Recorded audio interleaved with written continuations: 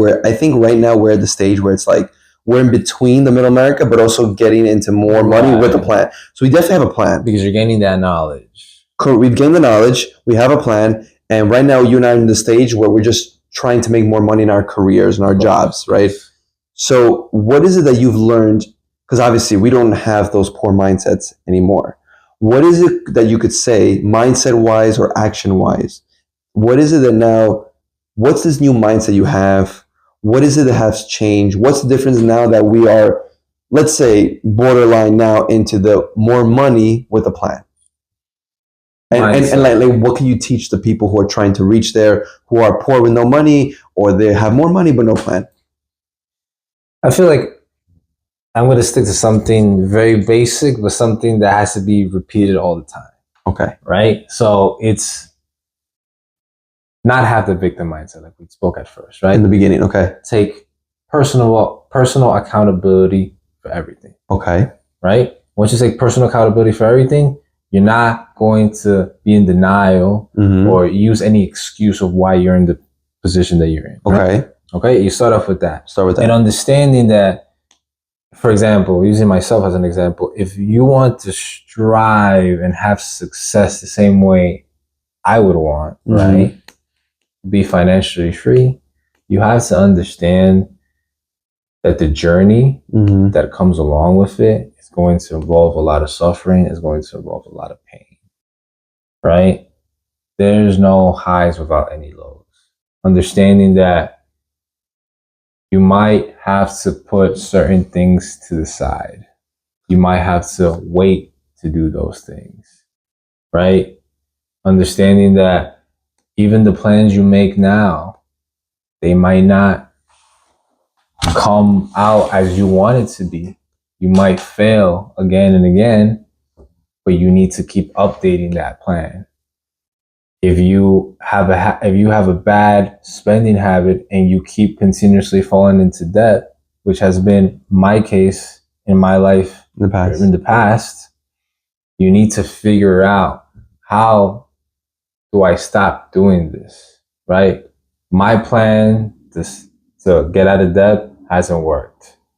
How can I update my plan, right? Because life is hitting me here, life is hitting me there, and I gotta pay this, and I gotta pay that. But understanding that to reach where you want to reach, it's gonna come with a lot of failures. And you have to be willing to go through those failures to eventually get where you want to get. Would you say that suffering and pain is an ongoing process that will never stop? Of course. But I think there's a lot of like perspective towards that, right? How so? If you're gonna view it as something bad, then yeah, you're most likely to give up. But if you have an understanding of that, to get where you want to get, it's going to bring that, you're going to see pain and suffering at a different perspective. You're going to understand, for me to get where I want, I need to go through this. I need to overcome this. I need to battle this out. Not, give up. You need to view it from, okay, I see this coming. This is going to backtrack me. Let me see how I could battle it to be able to overcome it. But it's like, we all have pain and suffering. Some of us just have better ones than others. So are you saying that solving problems and overcoming your hurdles is what brings you happiness? Because happiness is active or more passive? What do you think? Well, talking about happiness, I don't think happiness, right? Because this is the topic of making money and having a plan. Correct. Right? Which involves you having to fail and to going through pain and suffering. Correct. Yes. Which could cause you to not necessarily be happy at the moment. Okay. When you're going through all of this. I just don't think happiness, especially as a man, is that important up in the scale. Mm. I believe that you have to see at what you're doing, right? To be able to obtain that happiness. Because happiness isn't just all of a sudden I'm happy. You have to be able to work for that happiness in a sense, right? I was able to write down, like, are you a man of honor? Mm. Do you continue to learn? Am I providing for my family? Am I a respected person amongst individuals? Mm-hmm. Am I competent? Am I successful in what I do? I feel like if you start looking at these like indicators, it will, whether you realize it or you don't, it will lead to happiness. If you're accomplishing them, of course. If you're accomplishing this, of course, right? So you have to start looking at your life. Am I doing this? Am I achieving this? Am I growing in this? So by having, in a sense, a bit of pride in what you're doing and continuously growing, you won't even notice how while you're doing this, you're obtaining happiness little by little. Because you're not only helping yourself out, you're helping around the people around you as well. Interesting. That's an interesting rich mindset. I've definitely read this. You're 100% right, because it's true. And I think once you hit those goals and these indicators, as you're saying, you don't need to convince yourself or say, I'm trying to go after happiness, because you will be happy. Right. But not in the Hollywood sense of happiness, right? We're like, oh, life is perfect, no pain, no suffering, because, right? I don't like, especially as a man, that's not realistic. That's not realistic. It's like, oh yeah, I wake up, I got nothing to worry about. No, you got things to worry about, right? And it's not, I don't feel like it's happiness what you're supposed to chase. I feel like it's freedom. Once you chase freedom, happiness will come along with that. Don't worry about it, because once you achieve that freedom, there are so many things you don't have to worry about because you'll have it settled already. And by realizing all of that hard work that you've put in and all these attributes or characteristics or traits that you've been able to develop through all this hard work, there's a better chance that your happiness will be prolonged. You know what I'm saying? 100%. No, 100%. There's a book I read by, I mentioned the author, Mark Manson, and I read other psychologists who wrote this, but in the human psyche, we as humans, the problem, and I think you hit it, the problem is, and then I'll talk about the rich mindset that I've learned. People chase happiness. They chase it, right? But they're never fulfilled. Why? It's very simple. Because people think, once I reach this goal, I'll be happy. Once I make 100K or $1 million or 20 million, I'll be happy. The problem is that let's say you reach your goal, you will be happy temporarily. But then what happens? Your mind, your goals, and your expectations reset. And when they reset, now that you have $1 million, that becomes your normal. That's normal now. It's not the goal anymore. You're not chasing anymore. And guess what? You're not as happy now. You might be at a 10, but now you'll go back to average. Yeah. Because the human psyche, we as humans, we are built to always continue to learn, to grow, to conquer, to expand, to build. That's why humans, ever since we've been alive, we've continued to grow and build and learn, and conquer and do all these things, because that's how we're built, to continue. We don't stop. Yeah. So that's why. So what that really is saying, and you already answered it, is that happiness is an active process. Yes. There's never going to be a time where you're pain free. It's an active process. You're never going to be pain free, or there's never going to be suffering. The thing is, you want to have the good problems. That's what you want to hope for, pray for, and that's what you want to try to achieve by the work that you're doing, to have the good problems. Yeah. And to continue, right? Now, it's interesting, because, tell me if I'm right or wrong, one of the things of the rich mindset with the plan is that, your indicators is not just you and your family, but are you respected with other individuals in the community, right? Are you learning? Like, you grow mentally, physically, right? Yeah. Is that what you're trying to say? Because happiness isn't just a one-way street, yeah. street, right? I feel like it broadens. I mean, it branches out, right? Family, kids, watching them growing up, seeing what they do. Your wife, right? Work, businesses, friendships. That all comes into the role of happiness. Correct. But what are you doing to achieve it, right? Mm-hmm. Because it's not, you can't just jump to it. Are you respected amongst your friends? Are you being a great father? And your businesses, are they striving? Are you employing more people and teaching others, right? While you do all of that and you achieve greatness, happiness comes along. Because you're like, especially like if you find your purpose, you're fulfilling it, right? This is something you really want to do. You fulfill your purpose. You feel good because you're not only doing this for yourself, but you're helping others as well. Correct. I think a good way to summarize this, what you just said, I actually read this in a quote by a Rabbi Hillel, thousands of years ago, right? Rabbi Hillel, he said this. You've probably heard this. It's a very famous quote. It's been even mentioned in many like non-Jewish books as well, like 1,000 times. It's, if I'm not for myself, who is for me? And if I am for myself, what am I? And if not now, when? 3 questions. I'll say it again. If I'm not for myself, who is for me? So let's stop there. This is what we're talking about, accountability. You need to, if you want to achieve something, you got to do it. Because, you know, we as humans, humanity, yes, God is there. God is with us, right? Humans, we're not alone, but we're on our own. Because obviously, right, I believe in God, right? You believe in God. Oh, you don't? Right, I believe in God.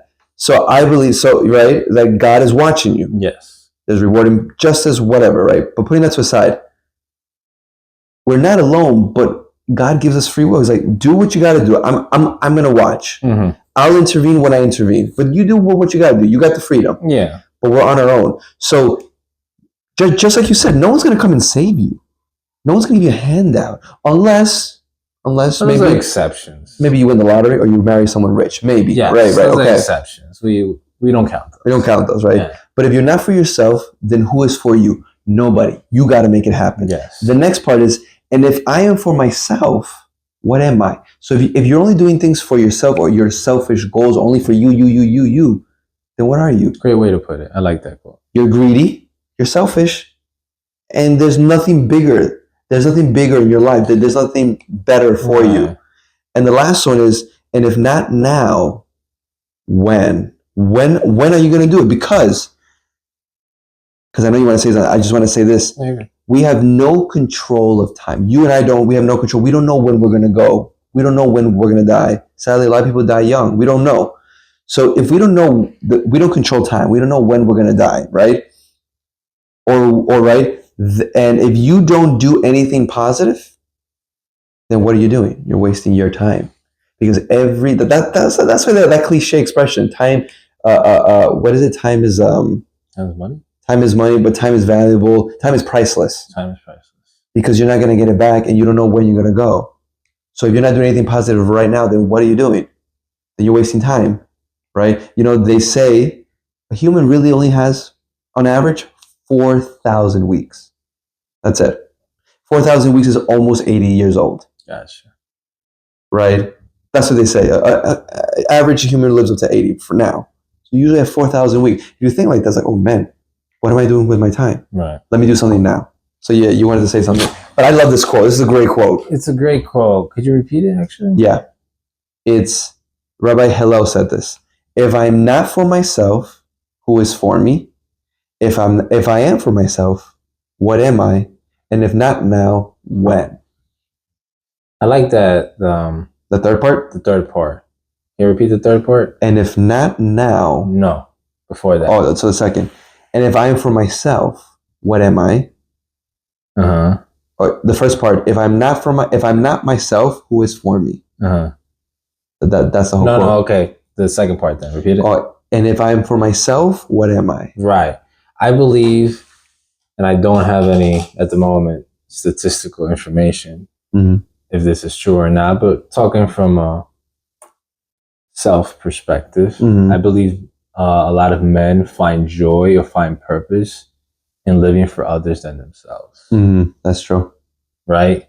When you are providing, when you are giving it everything for your family, for your kids, you find that joy. And you don't expect nothing in return. Maybe just a thank you is enough. Right? Gratitude is enough. Yeah. Because obviously you do things for yourself so you can enjoy the joys of life. But watching others enjoy the hard work that you've put in is much more fulfilling than doing it yourself. Or than me doing the work because I get to watch. Right. No, I'm saying that it's much more fulfilling someone else be happy because of what you've been able to create than you enjoying what you've been able to create because of the work you did. Got you. Right? So, like, I have a kid. I have a son. I see him enjoy all the things that I've been able to give to him to provide for him at such a young age that it brings me so much happiness. Yeah. Because I'm able to do that. Yeah. And I prefer giving it to him first than giving it to myself. Got you. And that brings me much more fulfillment in my life, much more happiness. So I feel like if you live, you just live for yourself because that's being selfish. Correct. You have to expand towards others. And like at the end of the quote said, if you don't do it now, when are you going to do it? Tomorrow? Like, you're wasting time. And I think a lot of us in this world waste time because we all have a purpose. We all have, how do you say done? A gift. We all have a gift. I believe it. We all have a gift from God. So use it. Yes. Use it to help others. Use it to help yourself. But if you're not using it, you're just a waste. It sounds so bad, but and there's many people who do live a wasteful life. They do. I guess maybe in another episode we could talk about how to find your purpose or how to find your gift, because how do you know what you're good at, right? I think we could talk about something. But I think that's why a lot of rich people or a lot of these big people, if you see them, they have huge families a lot of the times, and they have people that work for them, and they maintain a lot of people because it's not just about themselves, it's about everyone else that they're trying to help out, right? Oh, I would hope. Yeah. That's maybe the case with some of them. I don't know about all of them, but some of them, for example, I think Andrew Tate has maybe a lot of people on payroll. His family, his payroll. He's a guy I definitely like to watch and enjoy his content. But he preaches a lot about living for others instead of living for yourself. Correct. So I would definitely agree with that, and to not waste time, do it now. Correct. Because you never know what tomorrow holds. 100%. So. And I think when people watch this, I would definitely agree with you as well. Actual things to do now: get out of the slave morality mindset, be accountable for what you're doing. There's steps to this. Realize that there's no savior out for you. Realize that, guess what? All these private institutions, they're going to target you if you're in middle America to keep you hooked.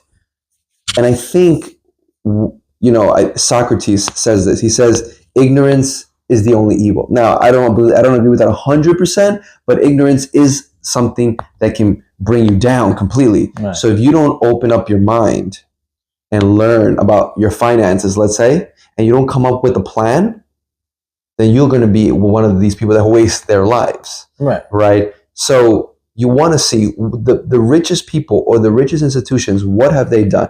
You might not do the same levels they're doing. Yeah. Billions of dollars or millions of dollars, but maybe at the end of your life, you can have $10 million, $15 million. if you are worth more than $10 million, you are considered the 1% of the world, right? Anywhere from 1 million to 9 million, 10 million, you are 10% of the world if you're worth or you have that money, right? So look at what the banks are doing. That's how I like to think. What are the banks doing, right? We have a plan to open our own little company, have our trust, our LLC, and underneath that trust, buy assets and put it underneath that company, that holding, that trust, right? And put assets, properties in landlord-friendly states, put more money, have more power, right? And we're also going to get, use some of that money not only to invest in real estate and smart, like single homes, multifamily complexes and homes and stuff like that, Right. but also use that money to invest in gold and have different multiple whole life insurance policies that not are only growing at 3 to 6% every single year, but we can use that money to create our own banking system. So we don't have to rely or take out loans of other banks and make them rich. We can create our own system.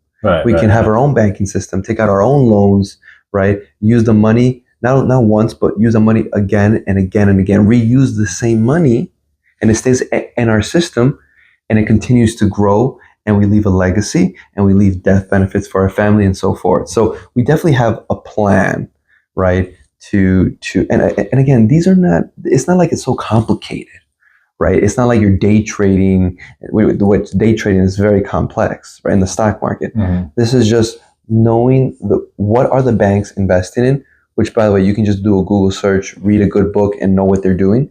Just do what they do. Right. Again, maybe not at the same scale, but at your pace with the amount of money that you can do, you'll start to snowball the effect, right? What we're trying to do, we're going to snowball it and we're going to grow our money and plans to leave a legacy to help a ton of people in our inner circle, but also outside of our inner circle and fulfill a purpose. Yeah. And I feel like maybe later on we could get into an episode 100%. What we're doing in a sense, right? Because we're doing the whole life insurance, the gold, the investments into our company and how we're going to do the HELOC system, right? That's not something we've even spoken about yet. Not yet, yes. But maybe later on we can break that down, maybe teach others, see how we're going to do it. Mm. But I feel like at the end of the day, we've understood, right? To get there, you have to realize that this victim mentality is not it. Mm-hmm. And you must take full accountability. But I feel like an important thing is the people you hang around with.